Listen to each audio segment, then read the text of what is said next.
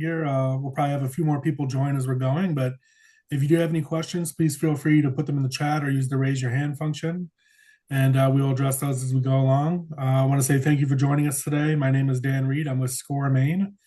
SCORE is a nonprofit that provides one-on-one business mentoring and workshops just like this one to entrepreneurs or people who are looking to start a business.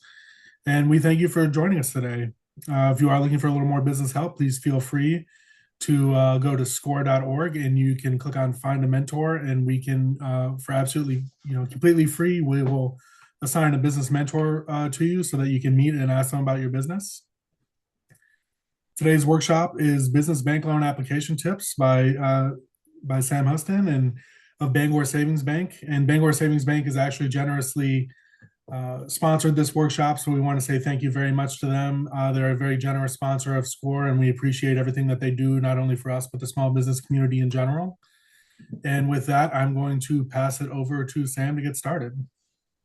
Yeah, thanks, Dan. And again, appreciate you for inviting me along, and always happy to do these types of presentations. I think they're valuable tools, and I hope that you guys can leave with some information that you didn't have prior to this. Now, I will say that it's not the longest presentation in the world, let's put it that way. I'll cover some important information, but a lot of this is there's going to be some time for some Q&A and stuff like that. So I always think that everyone gets more out of presentations when it's interactive anyways. So feel free to whether you have questions at the end that you want to ask me or anything that comes up throughout, feel free to speak up, and I'll answer them as best as I can for you. So I'll start here with just kind of what we're going to really be going over today. I'll kind of give you guys a little bit of a background on me and my experience in the industry and all that kind of stuff. And we'll kind of go into the importance of understanding your business, what is needed from a loan application standpoint, from like a documentation standpoint, and all that kind of fun stuff. And understanding what you're asking for and the request for the loan, but then also tips to strengthen those requests and the resources you'll have available to you. And then at the end, I will loop back with any questions that you folks may have at that time. So a little bit about myself: born and raised in Bangor, went to Bangor High School, went to Husson after that. Now work at Bangor Savings Bank. So don't think I'm going too far nowadays. I have made it a little bit down the road to the Herman area, which is where I live now, but have worked for Bangor Savings Bank. I believe it'll be 8 years in May. Started as a teller, just part-time as I was going to Husson at our Broadway branch. And so it was pretty convenient when it comes to managing class schedules and all that kind of stuff. After that, I joined our bank's management training program, which I was the first one, or part of the first year of that program, which allows you to, it's about a 18 to 24 month program where you spend a little bit of time in every single department the bank has. So it gives you a good understanding of not only Bangor Savings Bank, but the whole banking operation as a whole. And then after that, I spent a couple years here at our State Street branch to the position I am in now as a relationship manager on our business banking team. So prior to banking, I was lucky enough to help as best as I could. At the time, I didn't realize how important it would end up being for the rest of my life. But getting up at 5 a.m. to go bag bread at my dad's bakeries to get it out to the orders was not the best thing as a 15, 16, 17-year-old kid that just wanted to sleep in. But helped my dad and my family, and my uncle and dad owned it with that. Until they recently, within the last couple of years, did actually end up selling it. But so I learned a little bit of the small business ownership and the management side of a small business in the 10 years or so that I helped out with the bakery. Like I said, I currently live in Herman with my wife, and we have 3-year-old twins that will be 4 in March. So it's a pretty hectic life at our house right now, to say the least. So I did put as I mentioned, my dad's bakery, that's Brick Oven Bangor Rye. It's been in the Bangor area, I think, since the 1920s. Still is active. The current ownership is R.H. Foster, actually. But I did want to just reference that as that is kind of where I got my first kind of taste of small businesses and in that in Maine. So when it comes to understanding your business, something that is important is the age of the business, obviously, whether that's oftentimes as a startup, obviously that's pretty easy, but taking over an existing business, how long the business has been in operation for, um, and I will often throughout this, I will reference kind of how we look at things from a Bangor Savings Bank perspective. Um, but it's a is that that's all that I really know when it comes to the what goes into a business loan. But I do know in some industry, other things in the industry and stuff like that that I'll touch on too. So here at Bangor Savings Bank, when it comes to the age of a business, we consider a business that is 2 years or less, has been in operation for 2 years or less as a startup.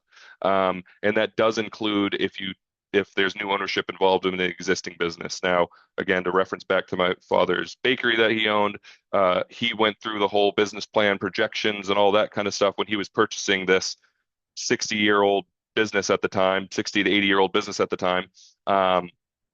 And it because of the ownership change, it was still considered a startup from the bank's perspective, and that was not through Bangor Savings Bank, so another bank in the area that had similar um, thoughts and a similar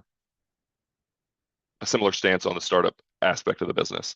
Now, the past, present, and future of the business, no matter where you're at in the business life cycle, whether you're starting it out, maybe you're phasing out towards retirement and looking for sort of an exit strategy for your business, it's really important to learn from the past of the business, managing what you're doing in the present, and then obviously planning for the future and setting up your business for success in that sense. So when it comes to understanding your business, something that is very important is understanding the value of your business.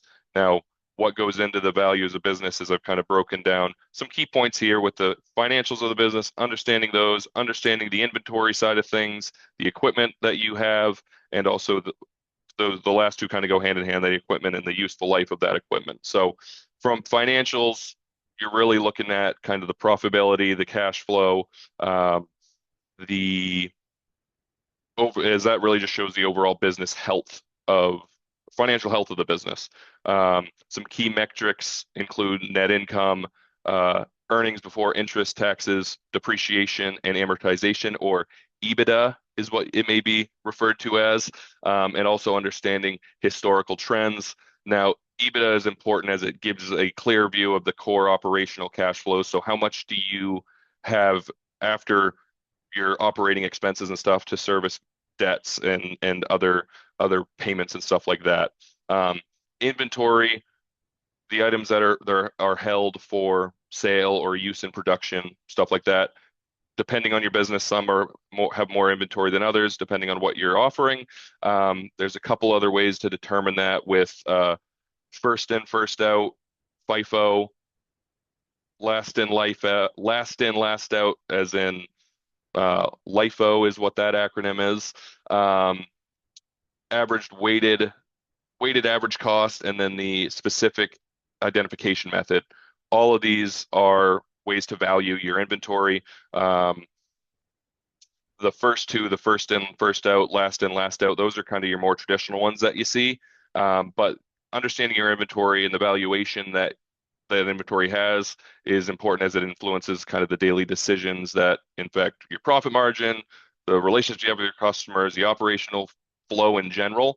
But then when your valuations are precise, it just makes you being more confident with the product you're offering and the pricing that you're offering. And when it's inaccurate, just the effects can be costly both from a financial perspective and a reputational perspective and stuff like that. So it's really important to understand your inventory and the product that you're providing to people.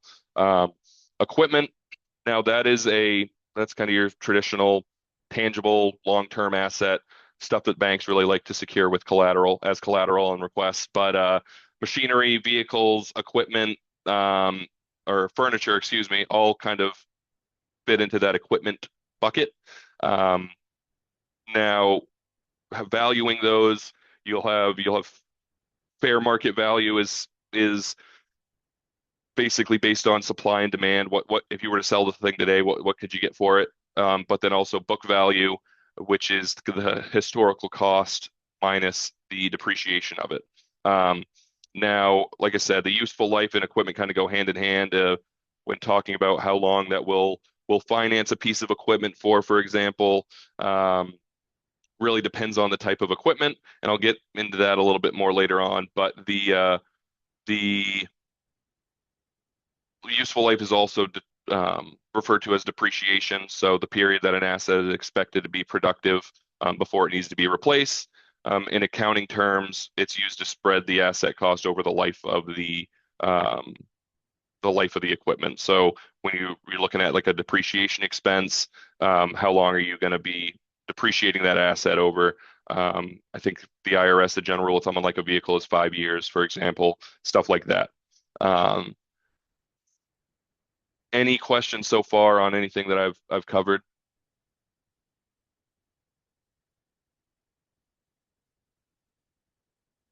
I have a little question.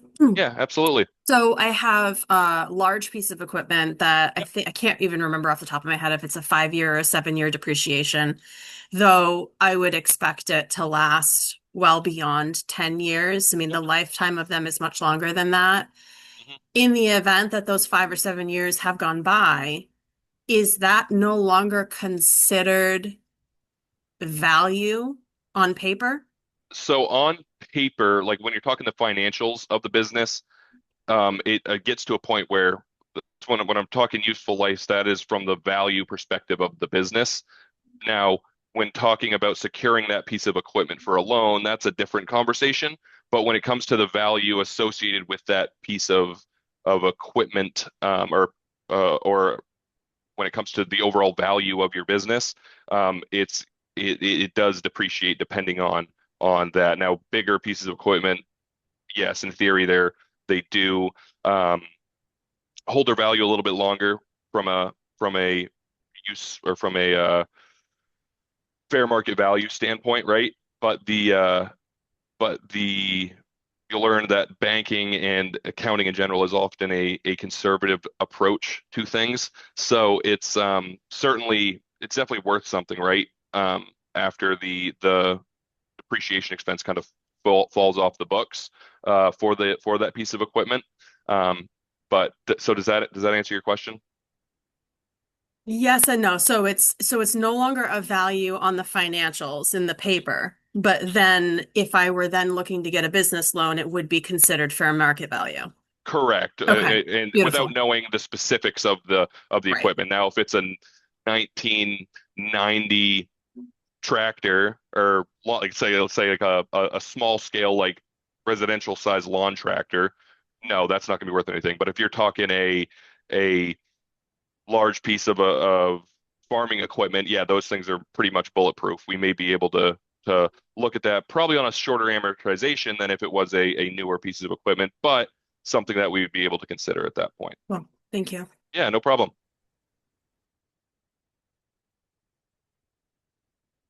All right. Well, I'll go on to the next um, piece. Actually, one other thing I didn't touch on, just kind of the knowing your short-term and long-term goals is important, right? Like, what do you want to accomplish at the end of this year, but what do you want to accomplish at the end of 5 years? As that'll help you set your business up for success and allowing yourself for a methodical, well thought out growth plan, and just overall operating plan as a whole. Now, applying for financing, what is important when it comes to that? So what are the loan funds going to be used for, right? Use of funds, which is something I'll touch on more in a little bit here, but that is something that you may hear a banker ask you is what are the use of funds for this request? What are you going to be using the loan for? So understanding that, obviously, if you're buying a piece of equipment, it's pretty self-explanatory, right? You're buying a new truck, you're buying a piece of equipment for your business. Um, if it's maybe a startup related business, you have a handful of things that you're looking to maybe get some equipment, some startup operating cash flow as you're getting things going to cover payroll expenses for a little bit as business ramps up. Um, Having that all documented out is important and is something that any bank is going to want to know. Why are we giving you guys why are we giving this business money? Um, Now, the next one, how's the loan going to be repaid? Understanding that is it business cash flow? That's your for a business, an operating business, that is your typical, that's the plan, right? You're going to make revenue that's going to repay this loan. In the case of a rental property, maybe you're trying to buy some rental properties as some passive income that goes with your W-2 wage or your other outside income. We would look at that as the first would look at it to want the property to support itself or cash flow on its own. But then we would look into the caveat to my next piece of secondary forms of repayment, other ways to repay the loan as a little bit of fallback if the business can't support its payment here, what are some other options? So another way that banks like to mitigate risk is like I said, the secondary fourth form of repayment. Collateral is considered a second form of repayment. If you default on the loan, then the bank has the rights to that piece of equipment or the home or whatever that is securing the loan as to repay the loan. Another secondary form of repayment is a personal guarantee that is required at Bangor Savings Bank on all of our commercial loans. That's pretty industry standard. If I get pushback on that, the line I always use is, well, if you personally are not willing to put your name on this loan, why would you expect the bank to be willing to do so, right? So you got to have faith in yourself that you're going to be confident that you can repay this loan in order to get the bank on board with it, which all goes back into understanding your business and all that kind of stuff, right? Now, a personal guarantee, how that works is we pull your personal credit, see what your credit history looks like. However, the debt will not show on your personal credit report. So if you were to go and get a personal mortgage or get a personal loan for your vehicle, it would not show and affect your personal debt to income ratio in that sense. It essentially gives the bank the legal ground we would need to stand on. If you don't, or you do default on the loan, then we have the ability to come to you as the business owner for repayment. Now, the 3 C's of credit, sometimes referred to the 5 C's, the 4 C's, but 3 is the most basic form of what that means. So cash flow or capacity sometimes is what that's related to, collateral and character / personal guarantee, which is kind of just touched on. So cash flow is the ability to repay the debt. Pretty self-explanatory. Can the business afford this payment? On the personal side, you may hear the debt to income ratio, like I just mentioned. The ratio you'll hear on the business side of things is debt service coverage, which is that EBITDA number, the earnings before interest, taxes, depreciation, and amortization. Can that number support the debt request and other debt that the business may have? So that's kind of the first thing we look at. Then collateral. If the borrower defaults on the loan, do we have enough collateral value to cover the cost? Oftentimes, general rule of thumb on real estate's 80% loan to value. Depending on the institution, for like vehicles, it's sometimes they'll do 0% or 100% loan to value, meaning no money down. But most of the time, you're going to be 10 to 20% down on a vehicle or a piece of equipment. And I will touch on that a little bit more later as well. And then last one is character and the character of the personal guarantor, in most cases being the owner of the business. So how we determine that and what that means is your ability and your willingness to repay the debt based on credit history, repayment history, and overall just financial behaviors of the business and as the personal guarantor. Like I said, we pull personal credit on all our business loans to see just what that I just explained, just what the character is of the borrower, and are you willing to and able to repay. Any questions on these items yet? Hi, this is David Schultz. The personal guarantee stuff you were talking about is a secondary form of repayment. Yep. Does that mean that like, how does that work with, like, if you have an LLC, are you saying like you wouldn't, does it bypass the LLC and go directly to the person? Like if like someone's defaulted on a loan, that, something like that. So essentially you'll have say you, David, are the sole member, the 100% owner of the LLC. So the LLC will be the borrower. And then you, David, will be a kind of a not a co-signer, but will be also listed on the loan as a personal guarantor or looking for your personal guarantee. And what that means is, yes, the loan is in the business name. That's when I referred to like it not showing on your personal credit report, that's because you personally are not the borrower. The business is the borrower. Now, really when the personal guarantees come into play is in a default scenario. It essentially gives the bank what we would need to list you personally in a if it got to the point of needing to secure or a lawsuit ensued, we'd be able to mention you in a lawsuit or Okay. or stuff like that. But from like an LLC perspective, I mean, it's still the property is still in the LLC's name, so there's still that separation of business and personal assets. You're still protected from the actual asset of the whole reasoning behind the LLC. You're just listed on the loan as a guarantor, as like I said, that secondary form of repayment and another level of the business can't support the debt, but you, David, you're the one responsible for it now. Does that make sense? I think so. I guess yeah. That's fine. I think that's a sufficient answer. Okay. Thanks. Okay. I do touch on it a little bit more. So if you still have questions here at the end or when I get into it a little bit more, let me know. I can try to drill it home a little bit more. So applying for financing, this is kind of the documentation that's needing. Now, again, this is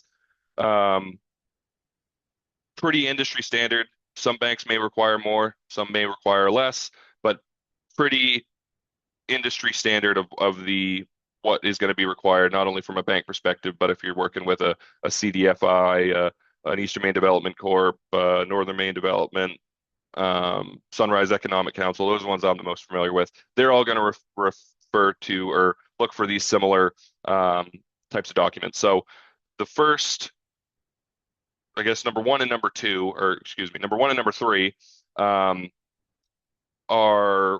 more so considered to start for startups. So where there's no historical financials on the business, we look for a business plan to kind of let's hear your story on what your plan is to run this business.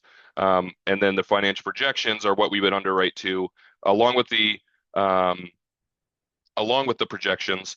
We also look for assumptions, which is basically some commentary along with those numbers. So, okay, you're saying that your payroll expense is going to be X amount of dollars. How did you come up with that number? Your revenue is X.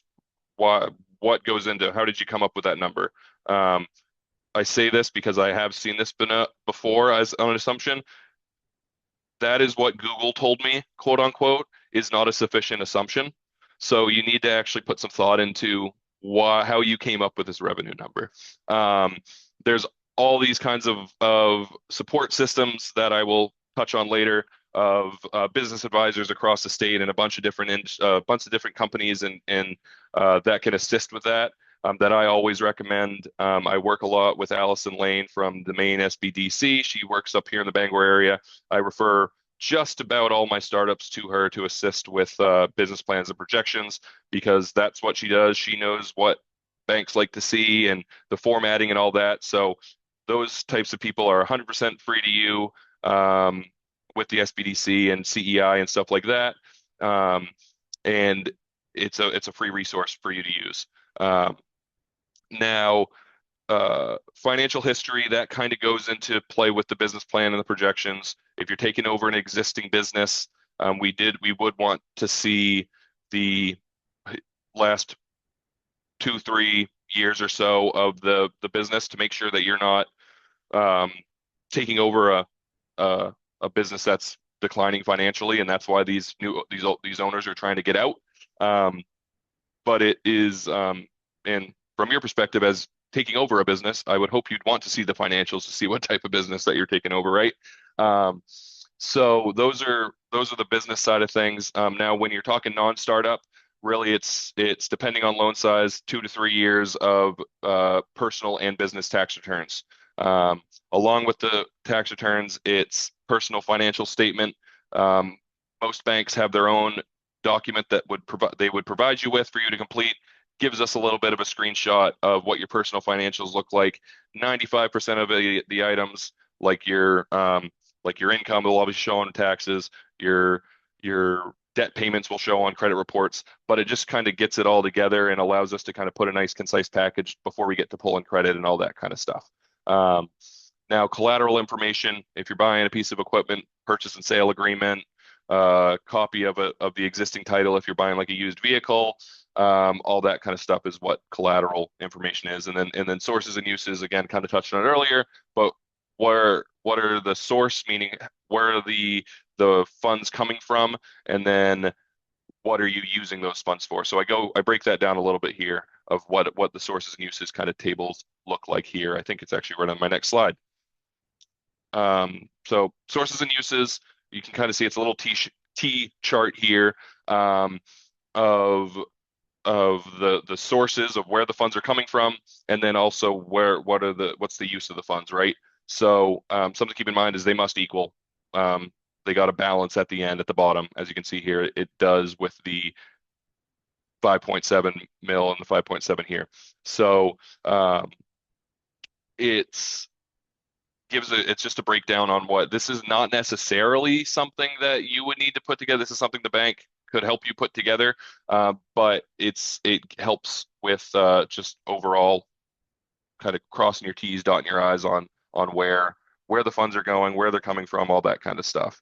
Now, as a business owner, this next section is what can you put into it? Most banks are going to require some sort of down payment. General rule of thumb with Bangor Savings Bank is 20% down on real estate, 20% down on used equipment, 10% down on new equipment. That is the general basis of that. Now, on a case-by-case basis, you can get a little creative. You can do, maybe we could do 15% on real estate. Maybe we could do 15% down on a used piece of collateral on a case-by-case basis. But the general rule of thumb is 20 for real estate, 20 for used equipment, 10 for new equipment. Now, when it comes to that, there's options for a down payment, or an equity injection is what you'll often hear to refer to it as. Now, at the end of the day, cash is king is the phrase I always like to use. We are always going to want to see some cash into the deal.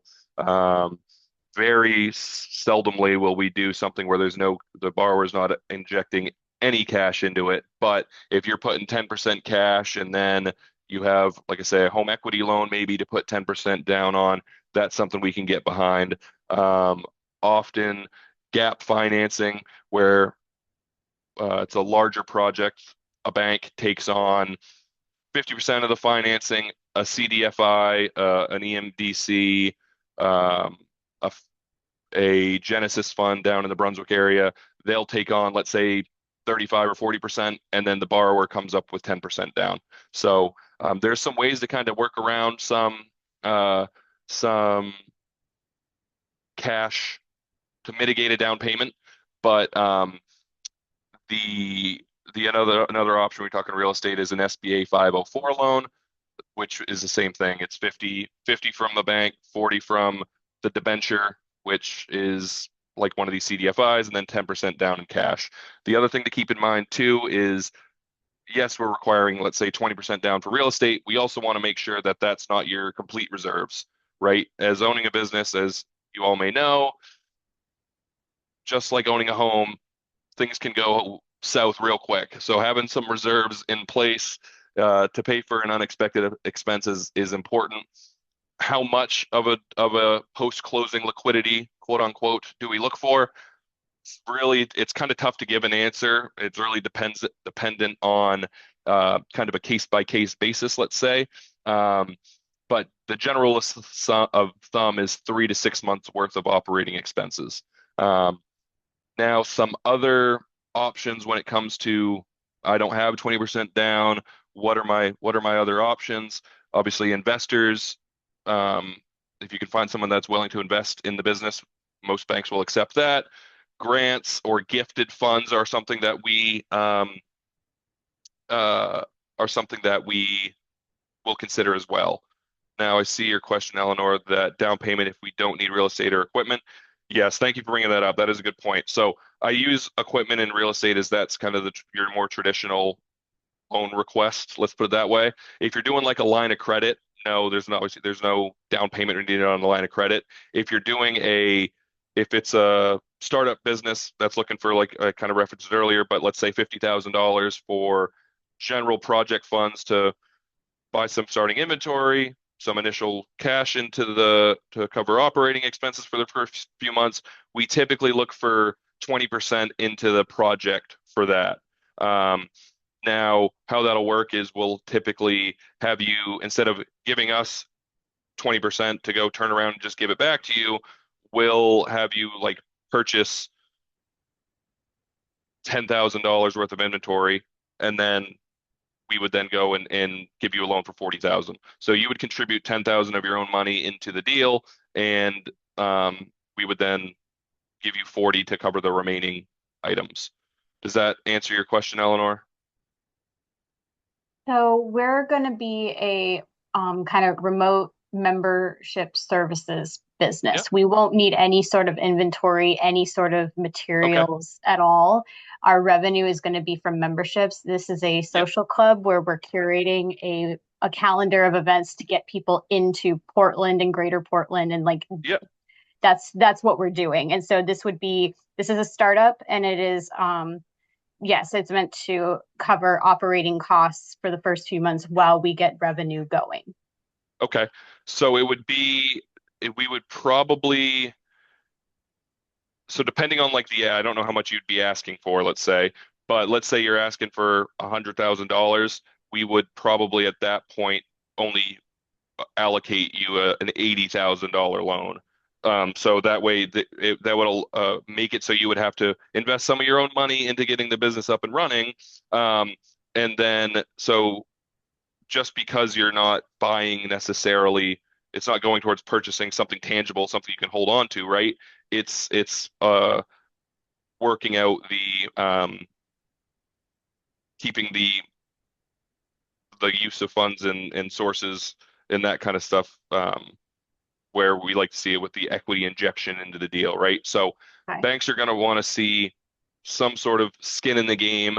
That is what you'll hear some as well, and that is our kind of way of doing it. Is if you're looking for, like I said, looking for 100,000, we'll give you a loan for 80 and ask for you to contribute 20 of your own to accomplish that.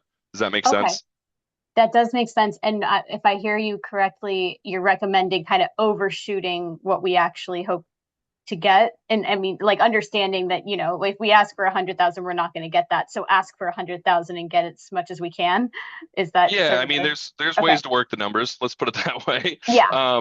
We obviously want you to be submitting truthful and honest information of what you need the funds for, right? But Right. if it checks out and we're properly collateralized and all that, and maybe we need an SBA guarantee or something like that to help mitigate some collateral shortfalls, let's say, then yes, we can do that options. But yeah, there's ways to make the transaction balance out at the end. Let's put it that way. Okay. And that's totally fine because we're going to be needing this, like operating for us is going to be marketing. It's going to be social media. Yep. It's going to be those sorts of Yeah, expenses as well as just, payroll for time for building the calendar exactly, kinds of exactly. And things. So, there's certain loan structures you can do where maybe you think you might need $50,000 for payroll expenses to start out, but you're not 100% sure. Oftentimes you can structure the loan to have an initial kind of 3 to 6 month kind of like draw period where we'll give you access to $50,000, and whatever you use in the first 3 to 6 months, that's what you use, and then we just term out what you use at the end of that 6 months. So we may allocate you 50, but you only use 40,000 of that, then you would just be responsible for paying back that $40,000. So that's the way to kind of okay. So set up it would be loans more like for. it would be more like a line of credit structure. Exactly. Okay. It'd start out as kind of like a true line of like a line of credit, and then after that initial kind of draw period or interest only period, that's when it would convert to a traditional term loan at that point. So it kind of starts out as a line and then transitions to a term note. Okay. Okay. All right. Thank you. Yeah, no problem. I thought I saw something from, oh, Michelle, Yep. was it Thank you that you. had your hand raised? Yeah, thank you. Yeah, absolutely. So I know this is unique and we can totally take it offline if it's getting in the weeds. Are past owner injections considered? And we're talking about skin in the game. Is my situation is I opened my business 2 years ago. I self-funded it. I injected Yep, $100,000 into my business with my own money. And yep, now I've outgrown my space. Now I need to expand. I'm looking at real estate and probably about yep. a $60,000 loan. And I've sort of put my hands up. I'm like, okay, I've already put $100,000 of my own money into this business. I need to do the rest through borrowing the money. And of Mhm. course, it will sustain itself. But now hearing, oh, shoot, I might need another 20%.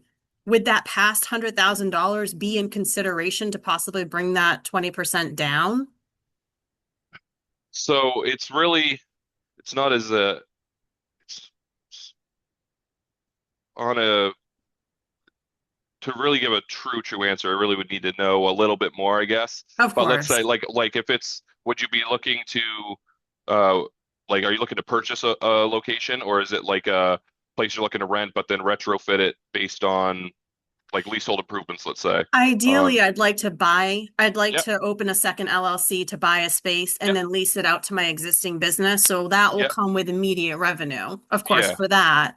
But yep, then separately, my existing business will need about $60,000 for additional equipment and furnishings because I'll have a much larger space. yeah. So without knowing the full picture, Michelle, it's most likely anytime you're buying real estate, unless you already own the like let's say you own the land but you're looking to build on it, Right. we could um potentially we could leverage the equity you have in the land already. But anytime you're buying real estate where it's kind of like a new transaction, a new purchase, we are still gonna most likely require another 20% down, as it's Okay. kind of a new investment into the business, right? So it's like same thing if you were to go buy a vehicle into for the business, right? It's um, kind of it's an additional or it's a new expense for the business, right?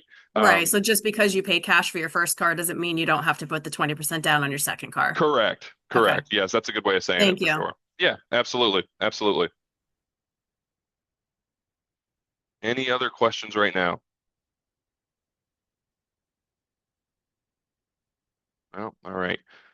So, just some kind of helpful tips and tricks when it comes to business loans and business applications and stuff like that.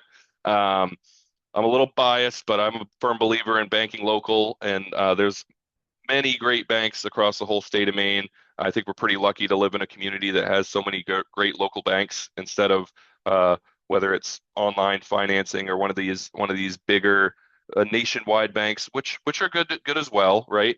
But banking local and build it kind of goes hand in hand with the next thing of building relationships. Um, it's really important to build a relationship with a bank and with your banker. Um, sometimes people ask me, or I'll get a call from someone that says, I'm looking to establish business credit. Like, and that's a little bit of a myth. There's no true like business credit score that gets assigned to your business like it does your personal credit score. The best way to establish business credit is to build up a relationship with a local bank, um, and have a history with that bank. So as time goes on, you may have be a startup business. You have what we need um, to get this first request done for you. As time goes on, we may look at your relationship and uh, as the bank, and you've got your deposits with us. You use some of the other services we provide, like payroll and card processing and stuff like that. Um, that yes, this deal may be a little tight, but they've paid everything, all their past loans with Bangor Savings Bank or with your bank as agreed. You've proven that you're a strong borrower. We're more apt to kind of give someone the benefit of the doubt compared to or give a business the benefit of the doubt. Whereas if this was a new business and we didn't really know truly how they were as a business repaying their debts, right? So that's why it's important to establish a relationship with a banker, with a bank, and That's really the best way to establish quote unquote business credit. Now, knowing your business goes back to the first slide I had. Understanding your business is very, very important. As a lender, it's my job to kind of sell the deal, sell the loan, sell the request to our credit team, as they're the ones that make the ultimate decision. By you knowing your business inside and out and relaying that to me gives me the confidence that if I can have confidence that you know what you're doing and you're the one that's able, and I'm confident that you're able to run your business, then that just gives it that much more. It's much easier for me as a lender and lenders on my team and at any bank to quote unquote get behind the deal and sell that deal to our credit teams when they're needed. A lot of times they're not as much as I'd like. There's not a lot of selling that needs to go into it. The numbers are what the numbers are what the numbers are, and the business is great and it looks well. But in those cases where it's a loan that you need to help grow your business, having a banker that's on your side that understands your business and knows that you understand your business and are confident that you're going to be successful really goes a long way. In addition to that, getting help when you need it is another thing that's obviously very important. I kind of touched on it earlier with the business advisors that are available at a number of different CDFIs and government funded entities across the state that are there for you to help with business plans, projections. I mentioned Allie Lane from the Maine SBDC earlier. She's got customers that she's helped with a business plan and projections, and she still to this day routinely meets with them just to bounce ideas off of, and also with building relationships with your banker and stuff. They're a phone call away when you need something or need to just bounce ideas off of it. I think that's kind of the favorite thing that I get to do in my job is the relationships that I've built with my customers is they'll call me and just say, hey, this is what I'm looking to do. What are your thoughts? And kind of having that conversation to help plan and help build your business moving forward is very important. The last slide I'll go to here, I know I saw a question from you, Eleanor, so I will touch on that right now, but I'm just going to go over some resources. But Eleanor, what was the question that you had? Okay, you put it in the chat. So anything we should do to go the extra mile on what our business will be, leverage. Just what we're giving back to the community, because I mean, just for our model, our business is getting our people into other people's businesses. Yep. So anything we should be doing storytelling wise, I mean, we've talked a lot about the numbers, Yep. But if there's anything that we can be doing, like telling the story of our business of how this is that intangible stuff of why this is the value of this. Yeah, no, absolutely. I mean, that kind of goes into, and you said you're a startup, correct? Correct. Yeah, so that's all stuff that I would that's great information to put into your business plan, right? But then also as business is operating and all that kind of stuff, I've seen you'll see like some customers, business will make like Facebook posts or social media posts with like customer feedback of customer reviews and stuff like that, of just like this business has done great things for me and that kind of stuff. Like that's always very, very helpful. But yeah, I mean, overall, anything like that you can do to kind of boost up your business and show that it's a not only good for you as the business owner, but also good for the community is always going to be something that local banks are going to like to see.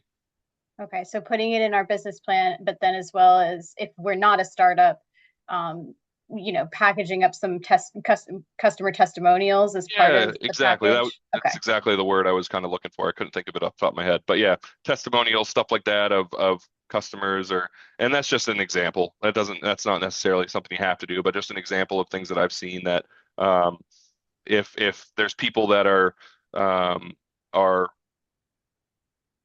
willing to go to bat for your business, that's a good sign, right? I mean, I'll give an example of a customer that I did a startup loan for that they were open at one point in time, due to some personal life circumstances, had to shut their doors. Well, things changed. They were opening back up and they made a Facebook post from their original Facebook page and it got like 1,000 likes in, I think, a day. And I remember seeing it. I was like, oh, that makes me feel better that we approved this loan for them, kind of thing.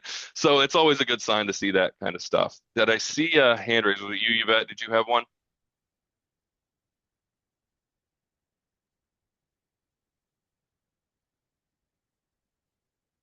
Oh, okay. Um, so yeah, resources here. Again, I've touched on kind of the SBDC. Score is obviously a big one, right? We're all here today from Can you Score. hear me? Oh, I can hear you now. Yes, absolutely. Yeah. My apologies. I don't know what. I think I had the phone muted.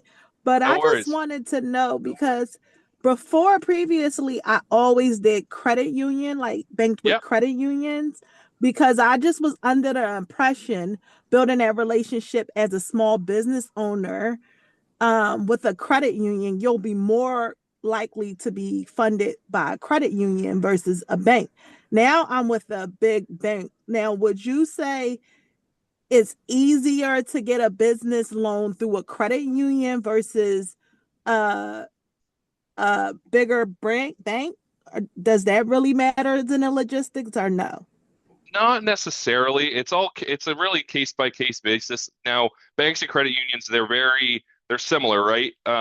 Credit unions uh are great are great options as you're starting out. Now, oftentimes you'll hear, uh, I started with a credit union, I've outgrown my bank or I've outgrown my credit union, that kind of stuff. Yeah, that's something you do hear a lot. Now, credit unions are great places to get started for sure. Um, there's really at the end of the day, and this is what I say to all my customers, like if it's if it's a competitive situation where they're talking to multiple banks and credit unions and um, and we may not be the only option for them. At the end of the day, I want what is best for the customer, and I want I want them to do what they need to do to get what they need, if that makes sense. So I want them to be able to make the best decision possible for them. So a credit union, they're all kind of tools to have in your tool belt, right? So having a good credit union is a great option to have. Oftentimes, credit unions, like I always refer customers to credit unions for like auto loans, especially personal auto loans. Like they have the auto loan product down to a T, right? I mean, in and out in a couple hours, you're got an app and an approval, and you're on your way going to buy this new vehicle. Credit unions are great for that type of request, and oftentimes too on smaller business requests too. I don't have a lot of experience on the business lending side of things in credit unions, but I do know of a few that I've talked to customers and they just like how easy it is with a credit union. And sometimes it can be easier because they're smaller and maybe able to do things that bigger banks may not be willing to do from a risk perspective. So those are some ways of when to use a credit union, when to use a bank, why they're both good options for you. So a little bit of a long-winded answer there, but I hope I answered it for you. Thank you.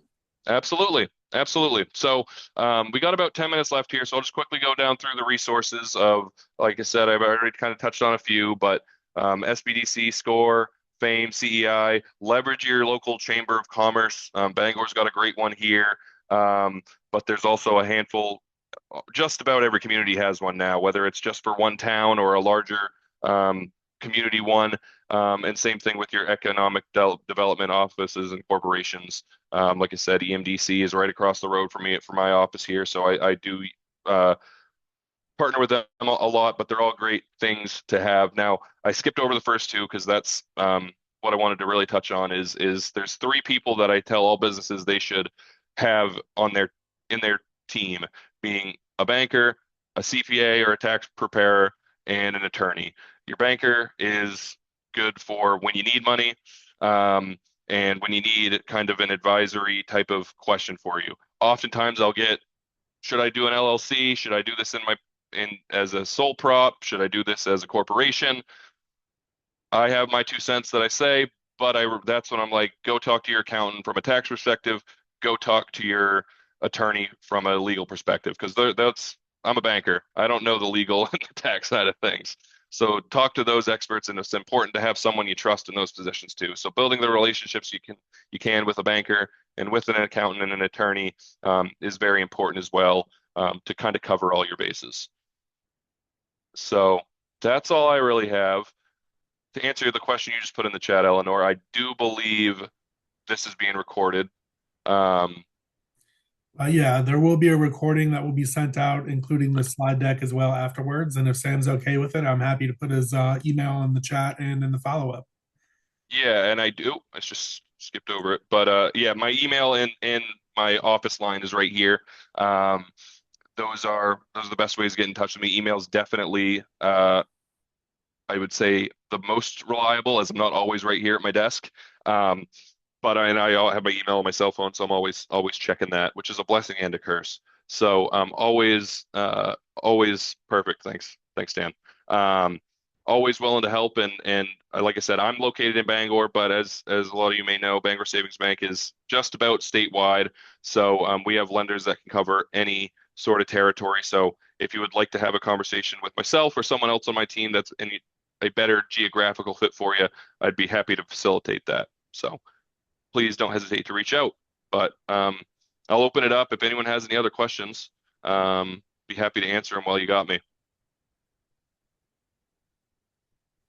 Would you be willing to go back to that resource page again Yeah. and maybe give us one solid example of why we would go to SBA, SBDC, FAME, or Yeah. CEI? Like what would we expect to find there? So the SBA, that's obviously Small Business Administration, nationwide government entity. I leverage the SBA a lot with from a banking perspective and from a loan perspective when it comes to like a government guarantee. It's essentially loan insurance for banks. It allows banks to get a little bit more comfortable with requests that may be more risky. Essentially, if the customer defaults on the loan, it's a guarantee from the SBA that they will pay the bank back X amount depending on the product. Same kind of goes for FAME in that sense.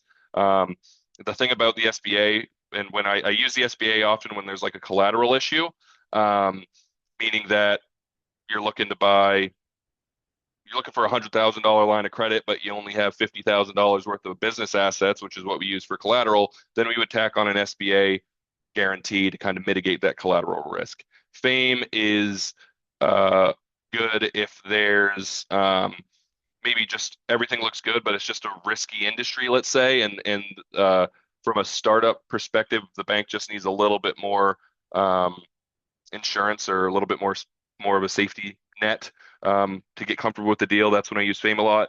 But also the SBA and FAME, if you go to their websites, they have a lot of good just informational resources to you, similar to like you can find on SCORE and stuff like that of helpful tools to your business.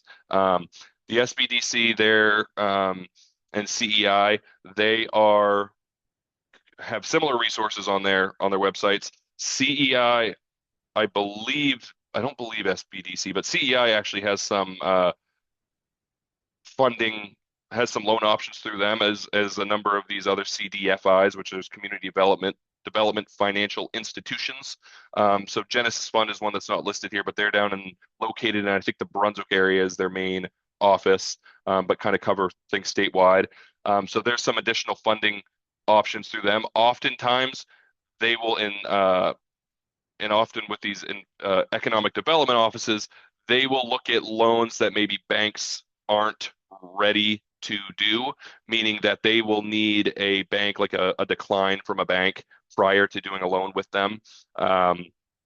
But the CEI, which is Coastal Enterprises, they have a specific mission that they work with. Let's put it that way.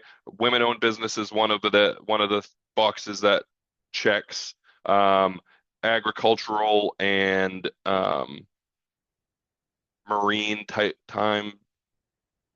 ocean type businesses, let's put it that way, sea farming, stuff like that. Those are just a few examples. They have more. I think you're muted, Michelle. Sorry, someone walked in. I was talking to them. I was muted. No I was doing the right thing. You were doing the right thing. No, thank you. I am listening to you though. No worries. So yeah, overall though, there's a bunch of different resources out there. Starting with the SCORE is a great resource. Obviously, they have great templates for like helping put together a business plan, helping to put together projections, stuff like that. So definitely leverage these options, and obviously the SCORE mentor piece too is another great tool to use as well, which I know is on the links of how to get connected with someone in that group as well. So Awesome. Thank you for that. And Yeah, since no my problem. client is here, I'm gonna head out, but I really Yeah, appreciate your time. Thank you. absolutely. No problem. Thank you very much. Great. Any other questions? We got a couple more minutes.